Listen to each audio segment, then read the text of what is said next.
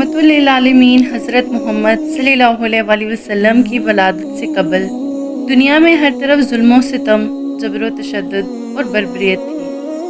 कुफ्र और जहालत की तारीकी ने इंसानियत को हर तरफ से घेर रखा था।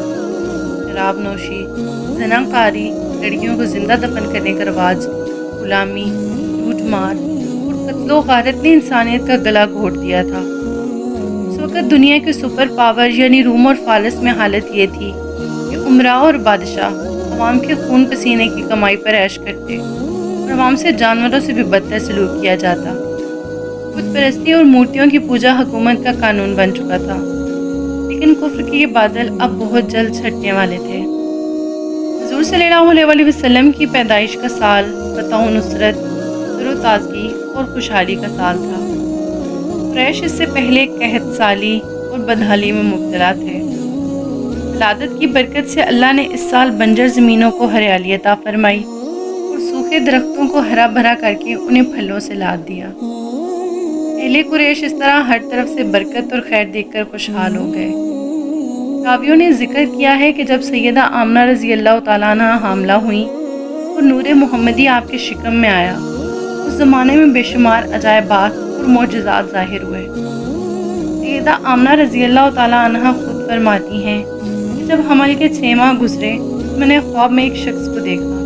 उसने मुझे कहा, ऐ सैयदा, हमारे बदन में जो बच्चा है वो कायनात में सबसे अफजल तरीन है।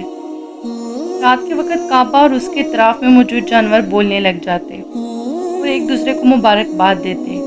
मुझे हमल की मुशक्क़त महसूस ही न होती। जिस रात आप सल्लल्लाहु अलैहि वसल्लम की विलादत हुई, उस रात ईवान कसरा लर्ज़ उठा, समंदर का पानी खुश्क हो गया, फारसियों के आतिशकदा की आग बुझ गई जो 1000 साल से जल रहा था, जिससे आतिश परस्त आग की पूजा किया करते थे। उस रात सितारे बिल्कुल करीब आ गए। लिहाजा हज़रत उस्मान रज़ी अल्लाह तआला अन्हा बिन अबील आस से रवायत है कि मेरी माँ फरमाया करती थी कि मैं उस रात सैयदा आमना रज़ी अल्लाह तआला अन्हा के पास थी। इस रात मोहम्मद सल्लल्लाहु अलैहि वसल्लम की विलादत हुई। मैं घर में हर तरफ रोशनी और नूर पाती। सितारे करीब से करीब तर हो गए थे, यहाँ तक कि मैं गुमान करने लगी कि कहीं ये सितारे मेरे ऊपर न गिर जाएं। रवायत है कि जब आप सल्लल्लाहु अलैहि वसल्लम की विलादत हुई, उस वक़्त रूए ज़मीन पर मौजूद तमाम बुत मुँह के बल ज़मीन पर गिर पड़े। उस रात मक्का से रोशनी निकलकर मशरिक़ से मग़रिब तक फैल गई।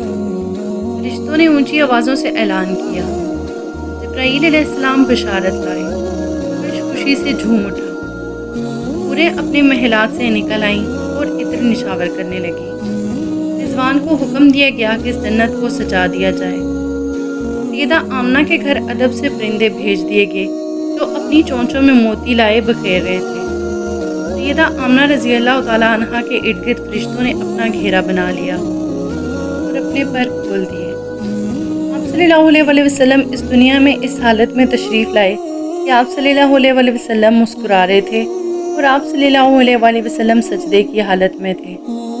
आपकी उंगली आसमान की तरफ उठी हुई थी, गोया आप अल्लाह की वहदानियत की शहादत दे रहे थे। आप सल्लल्लाहु अलैहि वसल्लम के जिस्म मुबारक से कस्तूरी की खुशबू आ रही थी। आप सल्लल्लाहु अलैहि वसल्लम खतनाशुदा थे और दोनों कंधों के दरमियान एक मोहर का निशान था। आप सल्लल्लाहु अलैहि वसल्लम का चेहरा 14वीं के चांद की मानंद चमक रहा था और आंखें निहायत सुरमगी थी। गोया ऐसा महसूस हो रहा था जैसे इसमें सुरमा डाला गया हो।